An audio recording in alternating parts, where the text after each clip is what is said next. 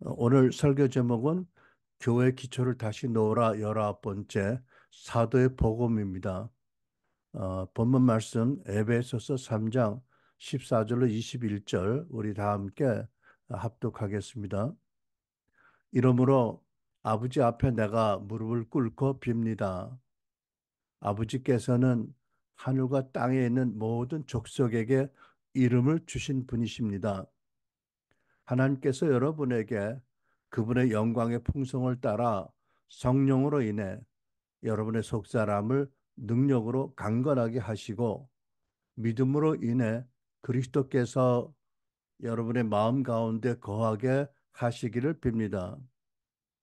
여러분이 사랑 안에서 뿌리가 박히고 터가 굳어짐으로 모든 성도들과 함께 능히 그리스도의 사랑에 넓이와 길이와 높이와 깊이가 어떠함을 깨닫고 지식을 뛰어넘는 그리스도의 사랑을 알아 하나님의 모든 충만하심의 정도에까지 충만하게 되기를 기도합니다. 우리 안에서 역사하시는 능력을 따라 우리가 구하고 생각하는 모든 것보다 훨씬 더 넘치도록 하실 수 있는 분에게 교회 안에서와 그리스도 예수 안에서 영광이 대대로 무궁하기를 빕니다. 아멘. 우리말 성경이었습니다. 본문 말씀을 보면 사도 바울께서 에베소 교회 교인들을 위해서 부활하신 그리스도께서 그들의 마음 가운데 거하시도록 중보하셨어요. 그리고 본문은 이 기도가 응답이 되려면 두 가지 중요한 요건이 있는 것을 알게 합니다. 나중에 좀 더 구체적으로 보겠지만 첫째는 16절 같이 성령님으로 인해 신자의 속사람이 능력으로 강건하게 되어야 한다. 두 번째는 17절 같이 그리스도께서 마음에 머물러 계시도록 어떤 믿음이 있어야 한다. 두 가지입니다.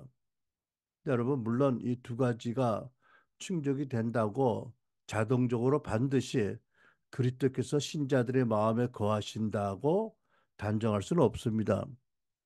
우리가 아무리 잘 믿는다 하더라도 우리들의 노력과 우리들의 준비로 하나님을 그렇게 할 수 있도록 만들 수는 없죠. 다만 하나님이 말씀에 기록하신 것처럼 주권적인 은총으로 말미암아 그리스도가 신자들의 마음 안에 거하게 하실 수 있는 것입니다. 이제 그럼에도 불구하고 우리가 이 본문의 놀라운 교훈을 따라서 은혜를 구하는 것을 계속해야 됩니다. 왜냐하면 그 자체가 축복이고 놀라운 은총이기 때문이지요. 이제 두 가지 요건 중에 한 가지 17절 믿음입니다. 신자들의 마음에 부활하신 그리스도가 거하게 하시기 위해서 중요한 요건 하나는 믿음이죠. 여러분 어떤 믿음을 말씀하실 건가요? 어, 그것은 결론적으로 말씀을 드리면 하나는 사도 바울 같이 아 사도 바울처럼 나도 사도 바울과 같은 믿음을 가지고 있다면 하나님께서 그리스도를 내 마음에 거하게 할 수 있겠다라는 믿음이 필요하겠죠. 다른 말로 말하면 사도 바울과 베드로 등 사도들을 통해서 하나님이 전파하게 하시고 성경에 기록하게 하신 그 사도들이 전한 복음, 사도의 복음을 믿는 믿음이 필요하다는 것입니다. 여러분, 사도들이 성령의 감동으로 받고 권능으로 전한 복음은 사도행전과 여러 서신서에 다 기록되어 있습니다. 이것은 예수님께서 하신 모든 일 가운데 가장 중요한 일들이 무엇인지 또 그 의미가 무엇인지 또 역사적인 우주적인 축복된 뜻이 무엇인지를 알게 하는 말씀이 사도들이 전한 복음이지요. 그래서 오늘은 사도들이 전한 복음, 사도 복음의 핵심 내용이 과연 무엇인지를 살펴보려고 합니다. 첫째로 우리는 사도행전에 기록된 베드로 사도의 두 편의 설교를 살펴보려고 합니다. 그래서 베드로가 설교로 어떤 복음을 전하는지를 살펴보려고 하는데 먼저 사도행전 2장 22절에 36절을 보면 베드로의 설교가 기록되어 있습니다. 근데 베드로 사도는 먼저 예수님의 죽으심에 대해 증거했습니다. 23절 그가 하나님께서 정하신 뜻과 미리 아신 대로 내어준 바 되었거늘 너희가 법 없는 자들의 손을 빌려 못 박아 죽였으나 너희가 하나님의 아들 예수 그리스도를 십자가 못 박아 죽였다라는 예수의 죽으심을 먼저 증거합니다. 그런데 좀 더 읽어보면 놀랍게도 이날 사도 베드로의 설교의 강조점은 십자가보다 오히려 부활에 맞춰져 있는 것을 알게 됩니다. 24절 그러나 하나님께서는 그를 죽음의 고통에서 풀어서 살리셨습니다. 그가 죽음의 세력에 사로잡혀 있는 것은 있을 수 없는 일이기 때문입니다. 그리고 이어서 25절로 31절까지 비교적 긴 분량으로 예수님의 부활에 대해서 자세히 설명을 합니다. 그러니까 사도 베드로는 이 설교에서 십자가 죽으심을 전했지만 부활을 강조했고 예수님 승천과 하늘 보좌에 착자하심 그리고 또한 성령을 부어 주심 이런 것을 더불어 강조해서 설교를 했습니다. 그리고 결론적으로 십자가에서 죽으시고 부활하신 예수께서 주, 더 로드 왕이시며 동시에 그리스도 크라이스트 기름 부음 받은 메시아라는 핵심을 전합니다. 36절 그런즉 이스라엘 원주민은 확실히 알지니 너희가 십자가 못 박은 이 예수를 하나님이 주와 그리스도가 되게 하셨느니라 하니라 아멘. 그런데 이날 베드로 사도의 이 설교를 듣고 믿고 회심하고 세례받은 사람들이 무려 3천 명이나 되었습니다. 그러니까 하나님께서 매우 이 복음을 기뻐하셔서 성령님으로 말미암아 놀라운 권능을 나타내신 것이죠. 또 두 번째 베드로의 설교는 사도행전 10장 38절에서 46절에 기록되어 있습니다.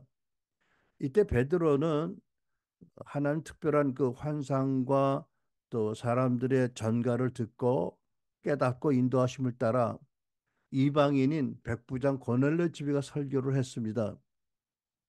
그때 베드로 사도는 예수님이 십자가에서 죽으셨다고 증거했습니다. 그런데 왜 십자가에서 죽으셔야 했는지 그 이유와 그 결과에 대해서는 자세히 설명하지 않았습니다. 이날 설교의 요점은 예수님은 성령과 능력을 기름 부음 받은 자고 받으신 분이고 죽음을 당하셨고 살리심을 받았고 하나님께서는 이 부활하신 예수를 산자와 죽은 자의 재판장으로 세우셨다는 메시지를 전했습니다. 그날 이 복음을 처음 들은 고넬료와 그 자리에 있던 모든 이방인들이 다 복음을 믿고 예수를 믿었습니다. 그리고 성령께서 놀라운 권능으로 그 자리에 임하셨습니다. 그래서 그들이 방언을 말하며 하나님을 높였고 그 광경을 본 베드로를 따라온 유대 신자들이 크게 놀랐다고 합니다. 그러니까 하나님께서 매우 기뻐하신 두 편의 설교입니다. 네, 베드로는 이 두 편의 설교로서 예수님의 죽으심, 부활, 승천, 천국 보좌의 왕으로 착자하심, 성령을 부어주심, 그리고 하나님께서 심판주로 산자와 죽은 자 심판주로 세우셨고 재림하게 하실 것이다라는 복음을 전한 것이지요.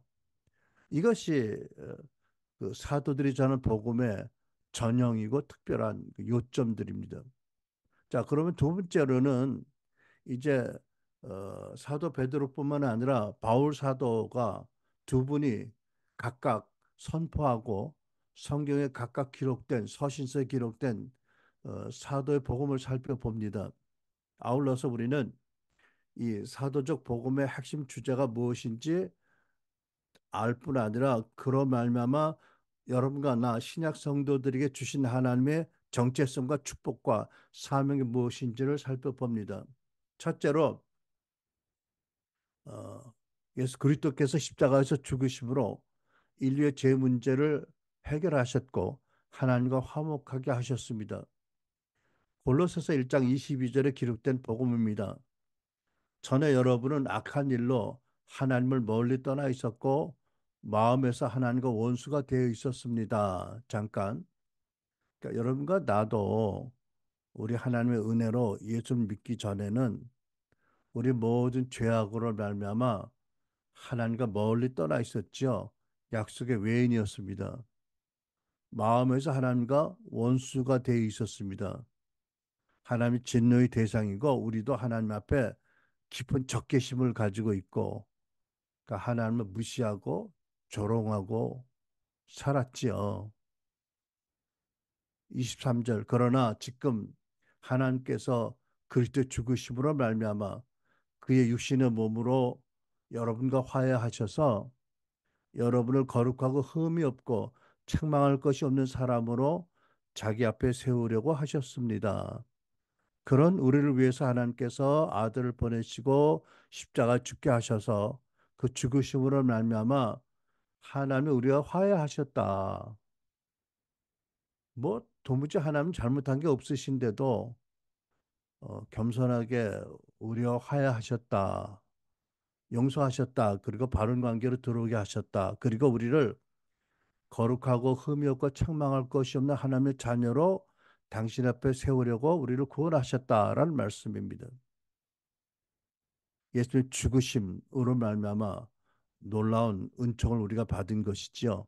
그러니까 여러분, 여러분과 내가 한 것처럼 누구든지 예수를 믿으면 하나님과 화해하게 됩니다. 그리고 하나님 앞에 놀랍게도 거룩하고 흠이 없고 책망할 것이 없는 하나님의 백성과 자녀가 되어집니다. 요한복음 1장 12절 영접하는 자 곧 그 이름을 믿는 자들에게는 하나님의 자녀가 되는 권세를 주셨습니다라고 말씀합니다.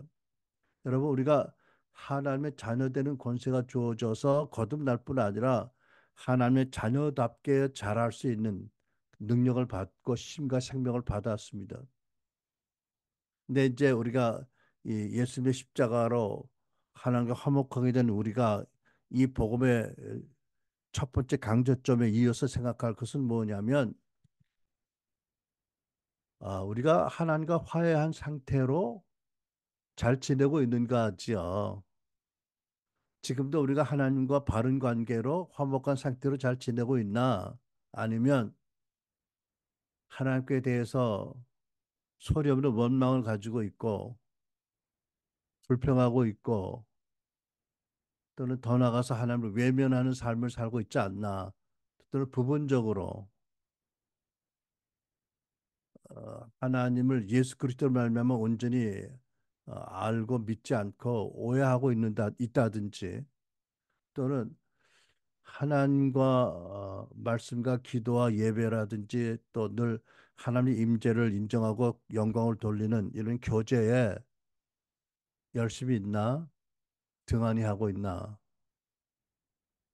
안 좋은 편이지만 집안 노인네 건너방에 모시다 두고 아침에 출근할 때 갔다 올게요 그러고 돌아와서 왔어요 하고 하루에 딱 두 번 잠깐 보고는 돌아보지 않는 놈이 있다면 그런 모습으로 혹시 우리가 하나님과 관계를 갖지 않나 뭐 이런 것 생각해 봐야 할 것입니다. 그렇죠? 여러분 어떠세요? 하나님과 화해하고 즐거운 관계를 가장 우선적인 가치로 알고 살고 있는가? 두 번째, 예수께서 죽음에서 부활하셔서 사단과 죽음의 권세를 다 파쇄하시고 이기셨음을 확증하셨습니다.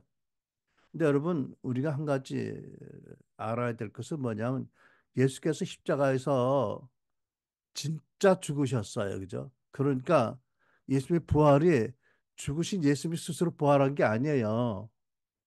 그러면 진짜 죽으셨다면 어떻게 부활하시겠어? 혼자서. 그죠? 그러니까 성령이 뭐라고 말씀하냐면 예수는 진짜 죽으셨는데 하나님께서 성령으로 부활시키셨다고 말씀합니다. 여러분 믿으세요? 로마서 2장 4절 성결의 영 성령으로는 죽은 자들 가운데서 부활해 능력 있는 하나님의 아들로 인정되셨으니 바로 우리 주 예수 그리스도십니다. 그러니까 성령 하나님께서 십자가 죽으시고 무덤에 묻혀있던 예수님에게 임하셔서 예수 부활시키신 거예요. 그죠? 그리고 부활로 말미암아 정말 최고의 능력 있는 하나님의 아들로 인정이 된 거지요. 다시 말하면 예수님이 부활하심으로 말미암아 사망과 사탄의 권세를 다 파쇄하셨어요. 그리고 더 나아가서 사단의 세력을 모조리 묶어서 포로로 앞세우고 하나님의 존전 앞에서 놀란 영적 개선 행진을 하셨습니다. 여러분 그 배너 영화 보신 기억납니까?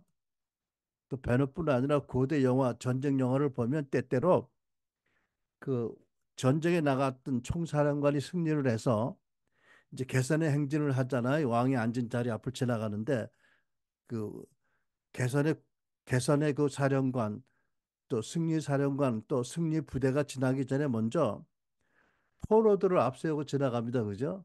또 어떤 영화를 보면 그 외국에서 포획해온 뭐 원숭이, 코끼리 뭐 이런 동물들 귀한 동물들을 앞세우고 적장과 적군의 포로들을 묶어서 앞세워 가고 그다음에 승리 군대가 개선 행진하고 맨 마지막에 개선 사령관이 왕 앞에 지나가면서 격려를 하잖아. 그죠?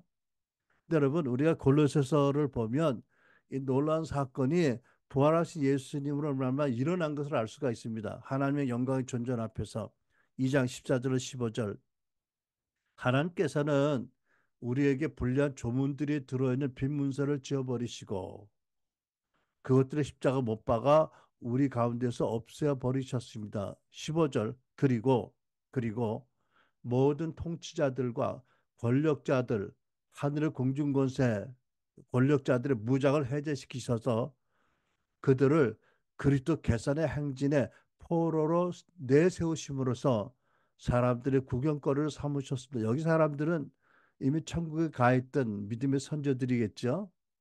그리고 하나님께서 어미의 보좌 앞 앉으시고 내렸다 보신 거예요. 그죠? 그 예수께서 부활하셔서 이렇게 계산 행진에 포로를 내세우시고 하나님께 최고의 예배 경례를 드렸다는 영적인 놀라운 사건을 성경은 기록하고 있습니다. 놀라운 계시지요. 그런데 부활하셔서 모든 사망과 사단의 권세를 파하신 하나님께서 예수님께서 그 모든 권세를 우리에게 주셨어요. 그래서 마태복음 28장 19절 예수께서 나와 말씀하여 이르시되 하늘과 땅의 모든 권세를 내게 주었으니 그럼 너희는 가라 하고 하셨어요. 그러니까 무슨 뜻입니까? 내 권세를 너에게 준다. 너희는 그 권세를 믿고 나가라는 말씀이잖아요. 누가복음 10장 19절 내가 너에게 뱀과 정갈을 밟으며 원수 사단의 모든 권세를 내가 너에게 제할 권능을 주었으니 너희를 해칠 자가 결코 없으리라. 그러니까 여러분 이 말씀을 우리가 정말 믿으면 크리스찬이 귀신을 어서 만날까 봐 두려워할 게 아니라 귀신들이 행여나 크리스찬을 재수없게 만날까 봐 벌벌 떨고 피하는 게 정상이잖아. 그죠?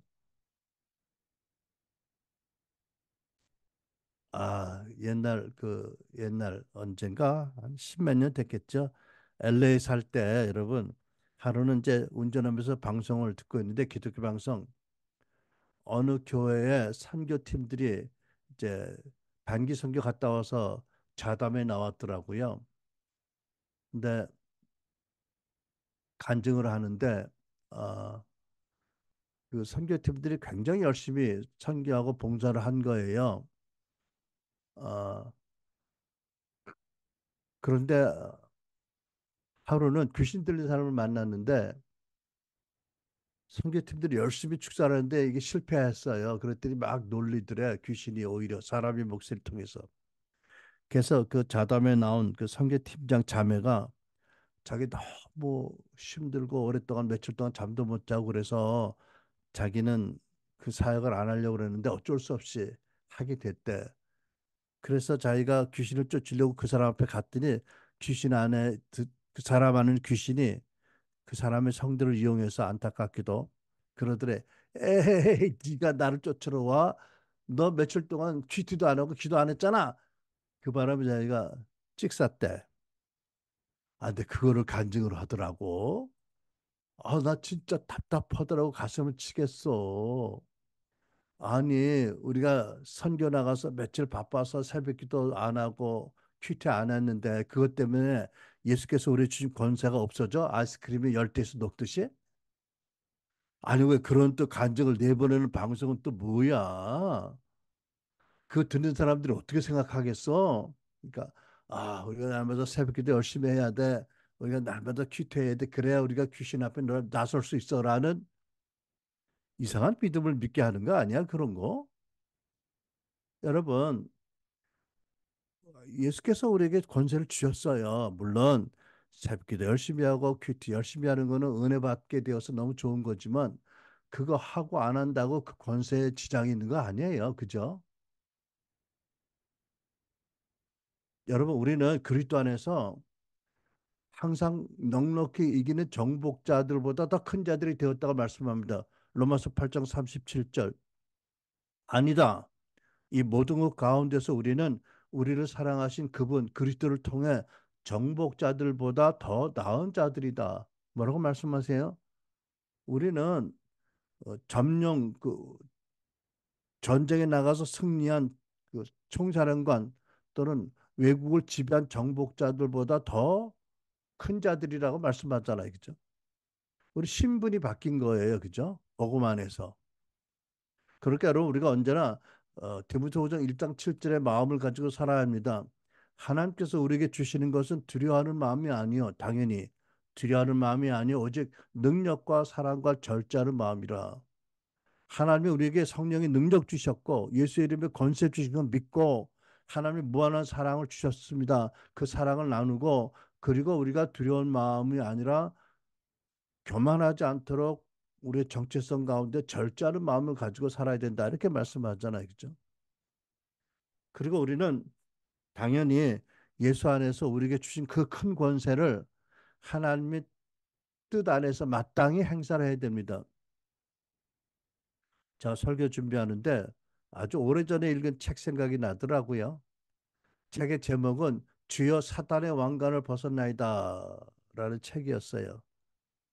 이 책의 저자는 나중에 목사님이 되어서 이제 당신이 어떻게 구원받고 변화받는 기록한 내용인데 이 사람이 단군교라는 이교도의 교주였고요.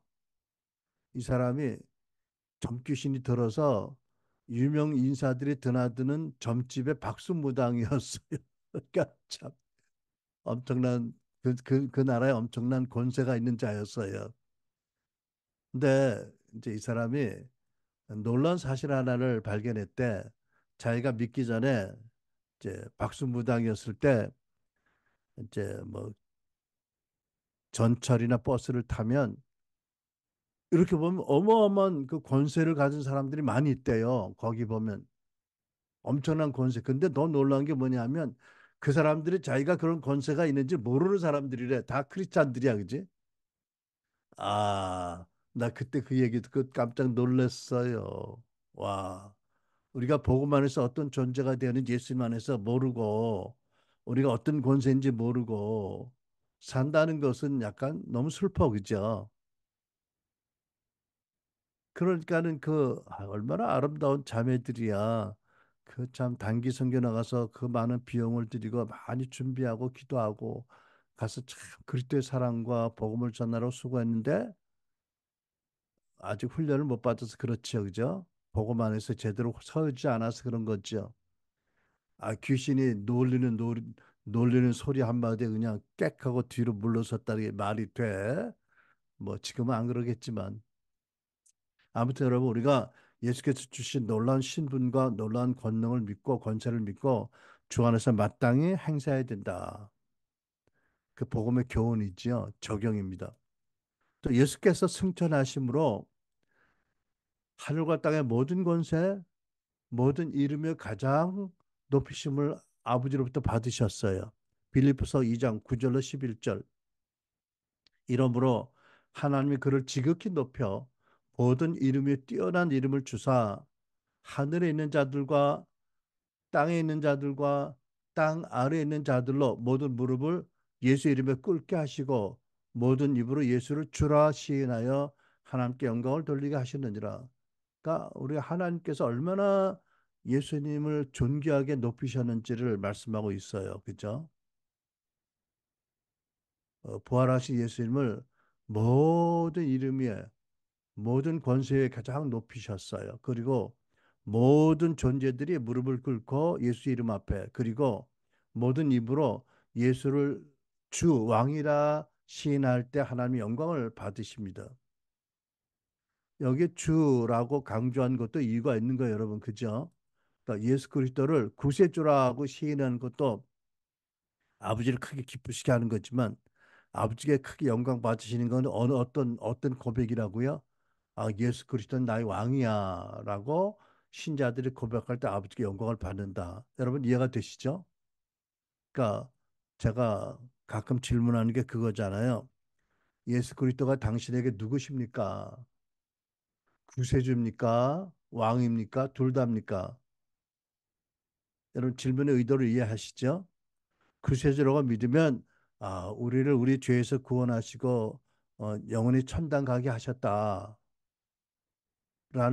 주님이 하신 큰 한 가지 십자가의 사건을 강조한 표현이고 왕이라고 하는 것은 예수님 부활하셔서 모든 권세의 높임을 받으시고 모든 권세를 갖추신 분이다. 하나님 나라 보좌에 앉으신 그 왕이다. 성령으로 다스리는 왕이다. 이런 것을 고백하는 믿음이잖아, 그죠? 어, 근데 여러분 놀라운 것은 이 복음이 우리에게 무엇을 알게 하냐면 예수님만 하나님께서 높이신 것이 아니라 예수 믿는 나와 여러분도 하나님이 어마어마하게 높이셨다는 것을 알게 합니다. 에베소서 2장 6절 말씀입니다. 하나님께서 그리스도 예수 안에서 우리를 그분과 함께 살리시고 그리스도 안에서 우리를 거듭나게 하시고 하늘에 함께 앉게 하셨습니다. 그러니까 여러분, 여러분과 내가 지금 체어 위에 의자 위에 앉아 있지만 지금 우리가 동시에 영적으로 어디에 앉아 있다고요? 아, 하늘에 그리스도와 함께 앉게 하셨다, 앉고 있다는 말씀이잖아요. 그죠? 믿으십니까? 그러니까 여러분, 천국의 예수님의 보좌는 어마어마하게 클 것 같아, 그지? 그래, 그 많은 크리스찬들이 앉을 거 아니야, 같이 예수님과 함께.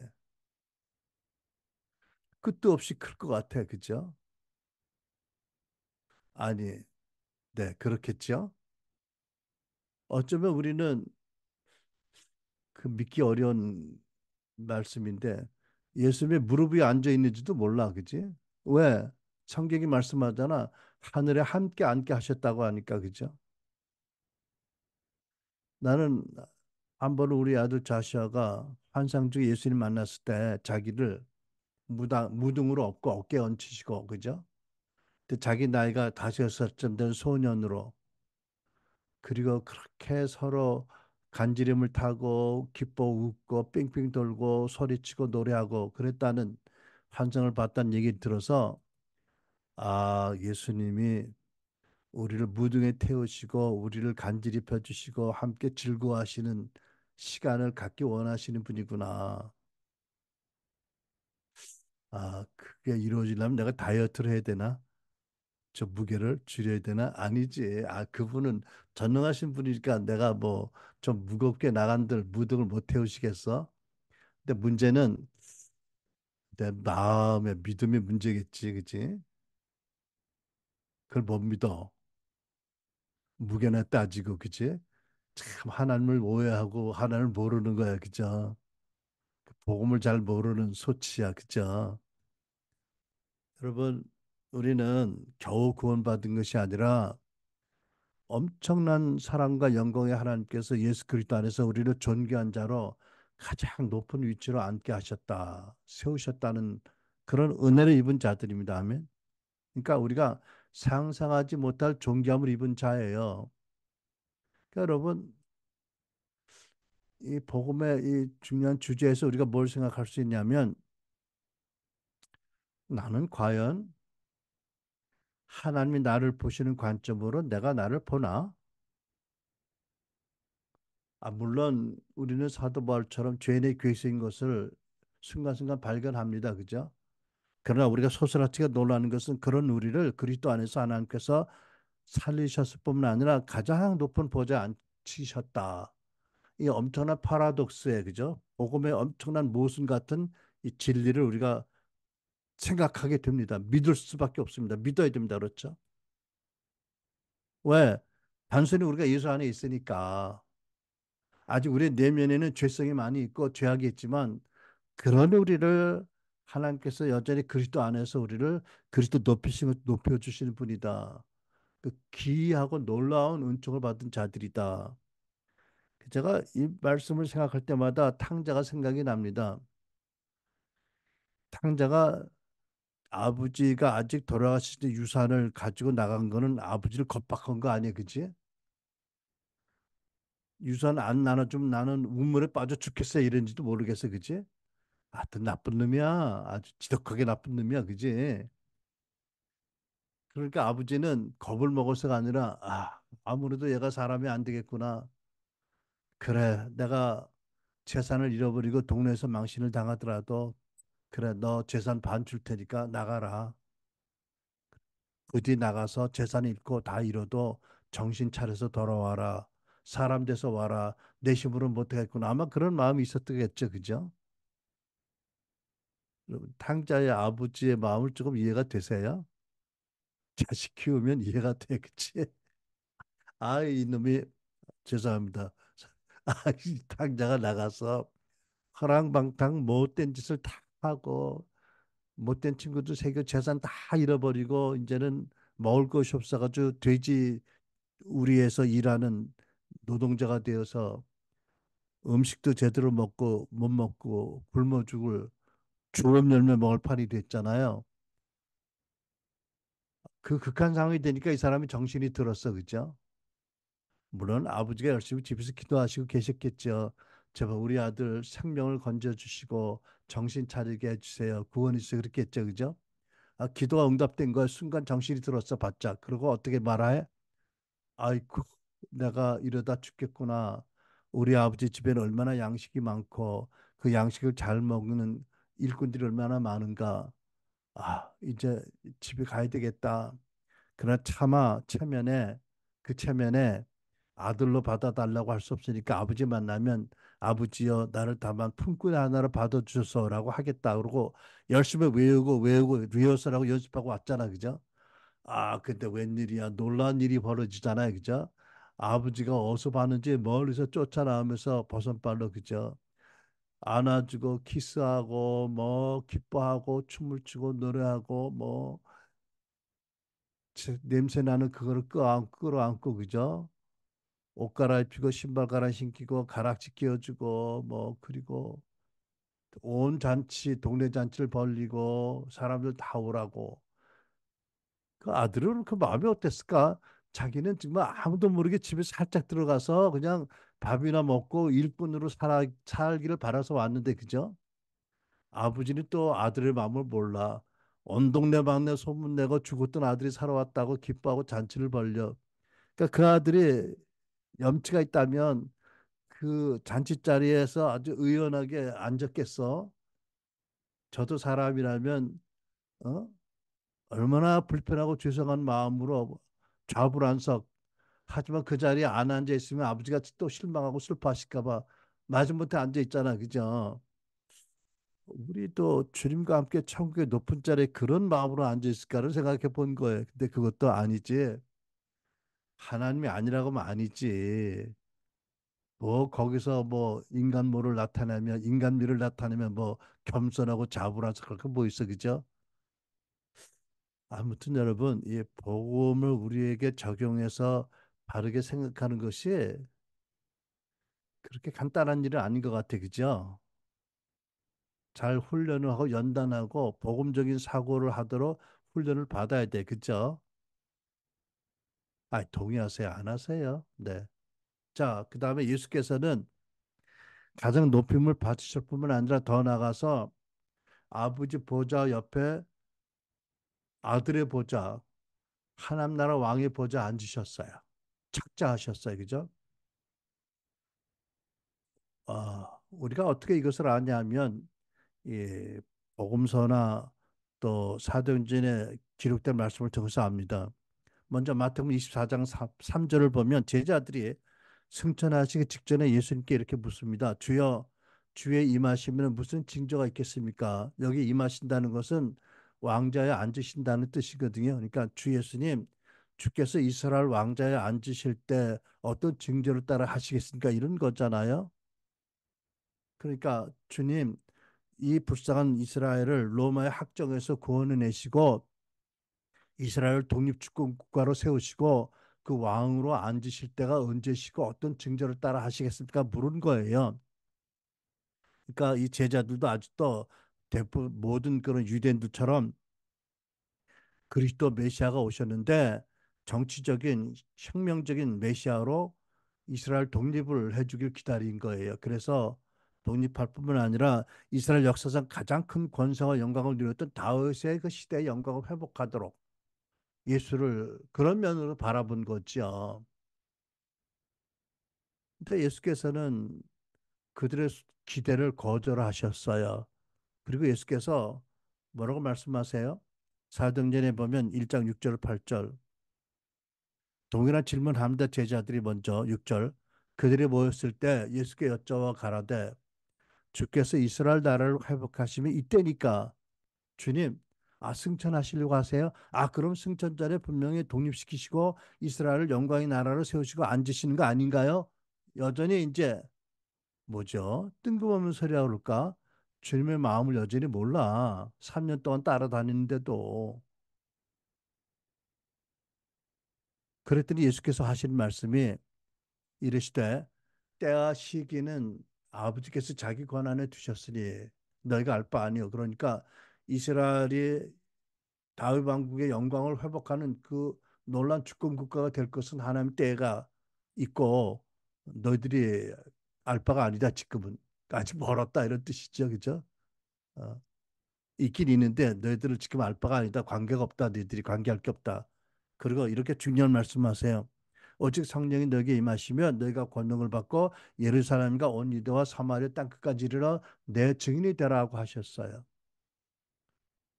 이게 무슨 말씀이냐 하면 또 우리가 마태복음 16절 말씀을 보면 또 도움이 되는 말씀이 있습니다.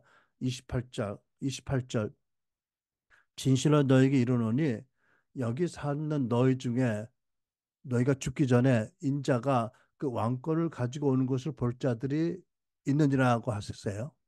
또 마가복음 9장 1절에 보면 비슷한 말씀인데 이르시되 내가 진실로 너에게 이르노니 여기 섰는 자들 중에서 죽기 전에 그들이 하나님 나라가 권능으로 임하는 것을 볼 것이다라고 말씀하세요. 이게 무슨 뜻인가요? 성령께서 하나님 나라를 권능으로 임하게 하실 그 사건을 볼 때가 있을 것이다. 오순절을 볼 때가 있을 것이다. 이런 말씀이거든요. 아직은 재림을 말씀하는 게 아니었어요. 그러니까 여러분 한번 생각해 보세요. 사도행전을 보면 제자들이 승천한 예수님을 이렇게 뵙잖아, 그죠? 예수님 점점 이제 하늘로 올라가실 때 끝까지 보이지 않을 때까지 보고 있었어요.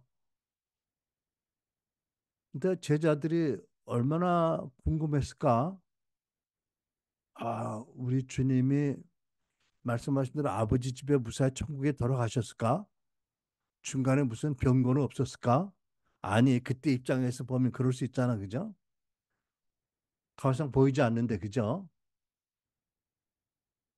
그렇게 예수께서 뭐라고 미리 말씀하신 거냐면 성령의 권능으로 임하면 너희가 권능을 받고 내 증인 되라. 무슨 뜻인가요? 이런 함축적인 말씀이 있는 거예요.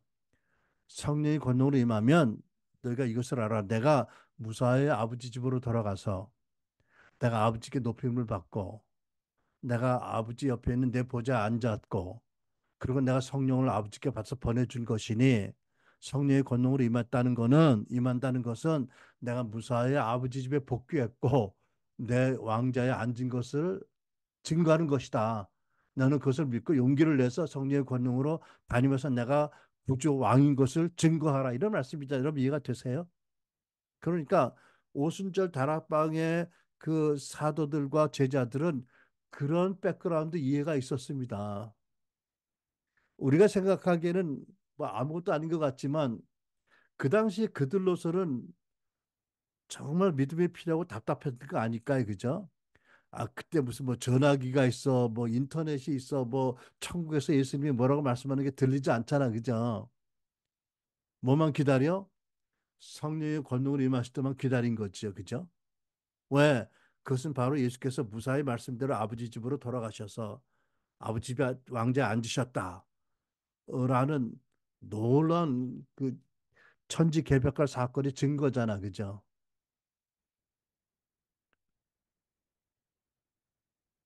그래서 예수님께서는 아버지 왕 보좌 옆에 자기 왕자 앉으셔서 다스리세요. 성령으로. 그죠? 그리고 누가복음 22장 29절에 이렇게 말씀하세요.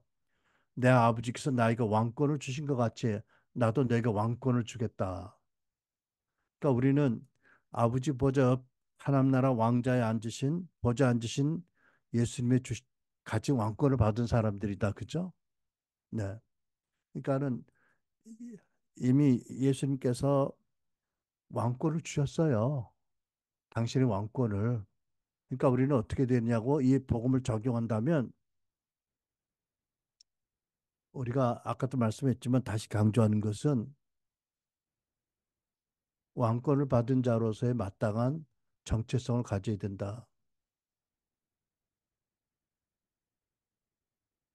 어, 그러니까 영적 세력과의 대면은 물론이고 삶에 당하는 여러 가지 어려움이 있지만 어려움로 인해서 좌절하고 낙심하고 하나님을 의심하고 하나님의 사랑과 도우심을 의심할 것이 아니라 우리에게 왕권을 주신 하나님 안에서 하나님 은혜 안에서 지혜를 구하고 기도하면서 왕권을 행사하는 그래서 어, 상황을 다스리는 아담에게 다스리라고 하신 통치 사명 주신 것 다스릴 수 있는 용기, 지혜, 권능을 가진 자들로 마땅히 살아야 된다. 그러니까는 뭐라 그럴까요? 흑백 TV가 칼라로 변한 것처럼 우리의 의식이 복음 안에서 우리의 생각이 바뀌어야 되겠죠. 그죠? 이게 우리의 부르심이고 도전입니다. 그러니까 하나님 보실 때 그러지 않겠어. 내가 너에게 왕권을 줬는데 왜 자꾸 좌절하고 낙심하고 힘들어하고 조그만 일만 있어도 주저앉고 그러느냐. 뭐 그러시지 않을까요? 그러니까 비유를 말하면 하나님께 우리에게 백지수표를 주셨다. 네가 쓰고 싶은 대로 써라 금액을. 예를 들면 마치 그런 건데 그죠? 이런 사람이 있대요. 이제 이민을 가는데 미국으로 유럽에서 가난해서 이제 신대리그 꿈을 가지고 아메리칸 드림을 가지고 가는데 백값이 너무 비싸거든요. 요즘 비행기 값도 비싼데 그 당시 백값이 엄청 비싸잖아요. 참 오랫동안 열심히 일하고 아끼고 모아서 배표를 샀어. 그 이제 배를 탔는데 한 보름을 가는데 있잖아. 며칠 굶은 거야. 왜? 밥 사 먹을 돈이 없어. 그 식당은 많고 사람들이 막 가서 식당에서 밥 먹는 사람은 돈이 없으니까 식당 앞을 지나고 냄새만 나는 거야. 그지? 또 어떤 사람이 아마 유심히 봤나 보지. 아, 왜 당신이 식당에 들어와서 식사를 안 해? 그랬더니 우물쭈물하면서 아, 제가 사실은 식권 살 값이 없거든요. 아니, 이 사람아, 당신 배표 샀어, 안 샀어? 배표 샀죠. 거기다 포함된 거야, 식권이. 아, 우리 그런 모습으로 살고 있는 게 아닌가. 복음의 놀란 계시가 우리를 변화시키고 우리를 마땅한 자로 세우시기를 바랍니다. 그 다음에 예수께서 아버지 보좌 우편에 당신의 왕자에 앉으셔서 계속 아버지에게 성령을 받아서 계속 성령을 부으시고 당신의 나라 백성들을 다스리세요. 그죠? 사도행전 2장 33절 하나님께서는 예수를 높이 올려 하나님의 오른편에 앉히시고 약속하신 성령을 주셨습니다. 예수께서는 아버지께로부터 받은 성령을 여러분이 지금 보고 듣는 것처럼 우리에게 부어주셨습니다. 오순절날 베드로의 선언인데 그때부터 계속 하나님께서는 당신의 백성들에게 성령을 부어주고 계세요. 우리에게도 이미 성령이 오셔서 그 성령으로 예수 믿고 거듭나게 하셨지만 계속 성령의 기름을 부어주세요. 그죠? 물론 우리는 구멍난 드럼통 같이 자꾸 새는 불쌍한 존재지만 그럼에도 불구하고 하나님께서 성령을 부어주셔서 성령 충만을 유지할 수 있게 되고 성령의 기름 부으심을 유지할 수 있게 되는 줄 압니다. 그러니까 여러분 우리는 성령을 모신 성전, 살아있는 성전이고 우리는 하나님의 파트너잖아요. 성령님의 그죠? 고린도서 3장 9절 우리는 하나님의 동역자들이다. 그러니까 여러분 그 내가 보니까 회계사들이 제일 승진을 하면 파트너가 되더라고. 그러니까 소사장이 된 거예요, 그죠? 아무튼 우리도 성령님의 파트너예요, 그죠?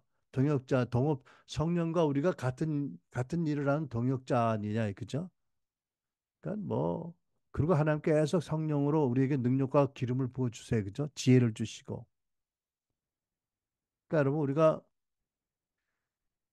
아 하나님의 성령님이 나와 함께 계시다. 이거 엄청난 계시예요, 그죠? 여러분 우리는 뭐 인터넷 교회고 멀리 살아서 신방을 자주 못 가지만 거의 여러분 우리가 이제 일반 교회에서 신앙생활 할 때 담임 목사님 1년에 한두 번 대신방 얼마나 기뻐 그지? 목사님 오신다고 대청소하고 뭐 음식도 많이 준비하고 목사님 오셔서 한두 젓가락 들고 가셔야 되지만 여러 집을 다니시니까 얼마나 기뻤어요, 여러분 안 그래요? 우리 집사람 보니까 전에 우리가 헌신하기 전에 아이고 목사님 오시니까 그렇게 기뻐하더라고. 그런데 그 목사님이 아니라 목사님 우리 집에 사시는 것도 성령님이 사신다면 얼마나 기쁘냐고 그죠? 그러니까 우리가 뭘 배워야 되겠어요? 성령이 어떻게 역사하시는지, 성령이 무엇 어떻게 말씀하시는지, 우리가 어떻게 말씀으로 분별하는지, 어떻게 말씀과 성령 안에서 순종하고 살아야 되는지, 또 무엇보다도 성령과 함께 사는 삶의 즐거움, 그죠? 희락 이런 것들이 우리 삶의 표지가 되어야 되겠다라는 것을 이 복음의 중요한 그런 요점에서 우리가 적용할 수 있는 큰 축복입니다. 그 다음에 예수님께서는 여섯 번째 세상 마지막 날에 산자와 죽은 모든 자들의 재판장으로 재림하신다. 사도행전 10장 42절에 베드로가 설교할 때 이 진리를 전합니다. 복음의 진리를 우리에게 명하사 백성에게 전도하되 무엇을 전도하게 하셨냐면 하나님께서 살아있는 자와 죽은 자의 재판장으로 정하신 분이 곧 부활하신 그리스도다라고 전도하게 하셨다는 거잖아요. 그죠? 여러분 우리가 그날과 그때는 언제인지 몰라요. 오직 하나님만 아세요. 하지만 그때 예수께서 재림하실 때에 하늘과 땅과 모든 산자와 죽은 자 재판장으로 재림하십니다. 그때 모든 불의와 모든 억울함과 모든 절망과 고통이 해소되고 말할 수 없는 영광과 공평이 이 땅에 그 나라가 완전히 권능과 영광으로 임합니다. 그죠? 근데 또 놀라운 게 뭐냐면 여러분 아세요? 예수께서만 재판장으로 임하시는 게 아니라 우리도 예수 안에서 적은 재판장이 된다고 성경을 말씀합니다. 고린도전서 6장 2절로 3절 성도가 그러니까 여러분과 내가 세상을 재판할 것을 너희가 알지 못하느냐? 우리가 천사를 마귀들을 판단할 것을 너희가 알지 못하느냐고 말씀하세요. 그러니까 예수님이 산자와 죽은 모든 자 재판장으로 임하실 때 하나님께서 또한 우리에게도 또 재판할 일거리를 주세요. 그죠? 우리도 초재판정에서 재판관으로 앉을 거예요. 그죠? 그럼 거기에 뭐가 끌려오느냐? 저는 이렇게 믿습니다. 먼저 우리 집안 가게에 파송받아 와서 사단으로부터 대대로 우리 조상과 우리를 미혹하고 혼란시키고 공격하고 죄짓게 하고 넘어지게 하고 죽이고 멸망시키려 했던 모든 귀신들, 패밀리 스피릿, 그죠? 가게에 왔던 귀신들부터 우리의 재판장에 피고로 결박돼 끌려올 겁니다. 그죠? 그것들을 우리가 하나님 뜻 안에 재판할 겁니다. 그죠, 여러분? 와, 엄청난 사건인데, 근데 또 생각하면 좀 떨리는 게 있어. 그치? 그것들이 와서 우리 가게에서 우리 할머니, 할아버지, 뭐 고조 할머니, 고조 아버, 할아버지에게 얼마나 그들을 시달리게 하는지를 그 악행에 드러날 텐데, 그 우리 조상들의 부끄러운 것도 드러날 거 아니야, 그때, 그치? 그래도 뭐 또 그분들은 그분이고 나는 난데 나는 재판장으로 앉아 있으니까 거기 혹시 내가 귀신에게 홀려가지고 한 못된 짓들이 다 증거로 나오면 어떻게 그지요? 야, 그렇게 여러분 회개해야 돼 열심히. 어?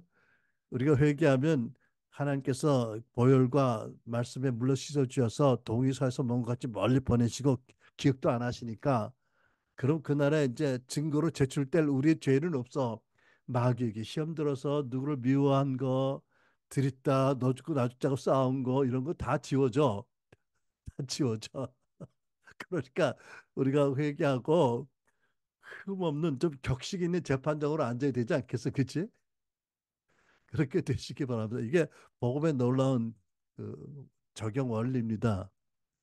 마지막으로 부활하고 아버지 우편에서 우리를 중보하시는 예수님 또 왕으로 다스리고 성령을 보내신 예수님께서 놀랍게도 속 사람이 강건하고 믿는 제자들의 마음 안에 인격적으로 거하신다. 그러니까 여러분 갈라디 2장 20절에 보면 우리가 잘 아는 사도 바울의 놀라운 고백이 있잖아요. 내가 그리스도와 함께 십자가 못 박혔나니 그런즉 이제는 내가 산 것이 아니야 오직 내 안에 그리스도께서 사신 것이다. 이제 내가 육체 가운데 사는 것은 나를 사랑하사 나를 위하여 자기 몸을 버리신 하나님의 아들을 믿는 믿음 안에 사는 것이다. 그러니까 여기 보세요. 두 가지가 있다고 말씀드렸죠. 서두에 속 사람이 강건해져야 된다. 두 번째 믿음이 있어야 된다. 어떤 믿음? 바로 사도 바울 같은 믿음이죠. 아, 사도 바울 안에 하나님의 아들이 그리스도가 살아계셨다. 사도 바울에게만 주시는 한정적인 배타적인 은혜가 아니라 속사람이 강건해지고 이런 믿음을 가지면 하나님께서 나에게도 우리에게도 이 시대에도 그리스도를 우리의 믿는 제자들의 마음에 거하게 하실 수 있다라고 믿어야 됩니다. 그렇죠? 그리고 사도 바울은 믿음으로 말미암아 그리스도를 여러 마음속에 머물러 계시게 해주길 빕니다라고 해서 이어서 뭐라고 하시죠? 그리스도가 마음에 와 계시면 그때 사랑의 넓이와 길이와 높이와 깊이가 어떠함을 깨달을 수 있게 되고 지식에 초월하는 사랑을 알게 되고 나누게 된다고 말씀하세요. 자, 여러분, 아,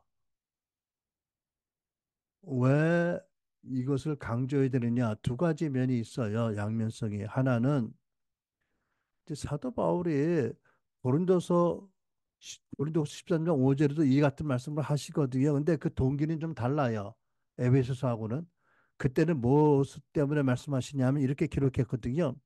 너희가 믿음에 있는가 너희 자신을 시험하고 너희 자신을 확증하라. 예수 그리스도께서 너희 안에 계신 줄 알지 못하느냐? 그렇지 않으면 너희가 버리운 자니라 하셔요. 여기 너희는 어, 단수일 수도 있고 복수도 있을 수 있는데 아무튼 이제 이 말씀을 하신 그 동기를 생각해 본다면 고린도 교회가 은사도 많고 말씀도 풍성하고 구변도 좋고 뭐 전도도 잘하고 많은데 또 죄 지는 사람도 많아 또 그죠? 그러니까 그러니까 하나님께서 이 바울 사도를 통해서 이렇게 말씀하는 거예요. 그리스도가 너희 안에 계시지 않느냐? 그걸 모르느냐? 그걸 모르는 것 같이 계속 죄를 짓느냐? 또 흉악한 죄를 짓느냐? 정말 그리스도가 너희 가운데 계시는 걸 모르면 너희는 버리운 자다. 라고 엄하게 책망하시는 뜻으로 하시잖아요. 그죠?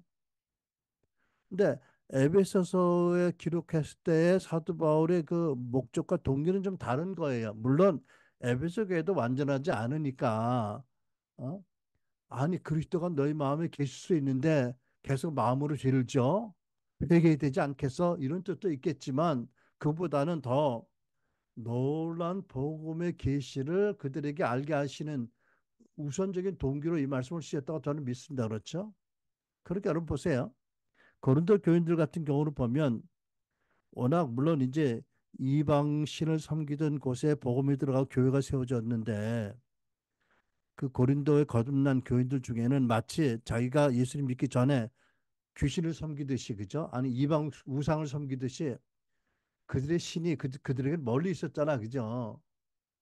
삼위일체 하나님은 그들하고는 전혀 차원이 다른 거룩하시고 완전하신 하나님인데 옛날에 구습을 따라서 자기가 믿는 신이 멀리 있는 것처럼 생각해서 죄를 짓고도 별로 가책을 느끼지 못하는 사람들이 많아서 그리스도가 너희 마음 안에 개인 안에 공동체 안에 있는 것을 모르느냐라고 이제 책망하셨는데 그죠? 아마 에베소 교회에서도 왜 그런 사람들이 없겠어요? 오늘날 교회도 그런 사람들 많을 텐데. 그러니까 뭐죠? 예를 들면 하나님 나라 안에 너희가 들어왔다 예수 믿고 거듭나서. 근데 하나님 나라가 아직 너희 마음에 임하지 않았다. 이런 뜻도 되잖아요. 그죠? 그러니까 너희가 예수 믿고 예수와 연합되어서 예수 안에 들어왔는데 그 은총과 거룩한 축복 가운데 아직은 예수가 너희 마음 가운데 왕좌에 계시지 않는다. 뭐 이런 애매한 중간 상태를 지적한 말씀이잖아요. 그죠? 그리고 복음을 온전히 깨달으라 회개하고 치유받고 깨끗한 마음을 가지고 그리고 하나님의 사랑과 말씀으로 속 사람을 강건하게 하고 나 바울이 내 마음에 예수님을 모신 것처럼 그런 믿음으로 너희도 구하라 그러면 놀랍게 예수께서 너희 마음에 계시는 것을 너희가 경험하게 될 것이다 이렇게 말씀하는 거 아니겠어요 그죠? 그러니까 여러분 이 두 가지 요원을 우리가 정리해서 생각해 봤습니다. 속 사람이 강건해야 돼. 그러기 위해서 어떻게 해야 돼? 죄를 회개하고 마음의 씻음을 받아야 돼. 세상의 더러움으로 많은 가치관이 흐려져 있는 것을 말씀 문물로 씻음을 받아야 돼. 그죠? 그 다음에 우리가 지은 죄, 회개하지 않은 죄로 인해서 상처를 치유받아야 돼. 죄로 인한 더러움을 또 오염된 것들을 씻음을 받아야 돼. 그죠? 그러고 나서 베드로후서 2장 1절 2절 말씀처럼 하나님의 말씀을 아기들이 젖을 삼아서 사모해야 돼. 그러면 그 말씀이 우리에게 생명과 능력이 되어서 우리가 구원을 이루어 자라게 되잖아. 그죠? 그래서 말씀과 사랑으로 속 사람이 강건하게 돼야 돼. 그죠? 두 번째는 사도 바울의 믿음. 갈라디 2장 20절에 말씀을 믿는 믿음.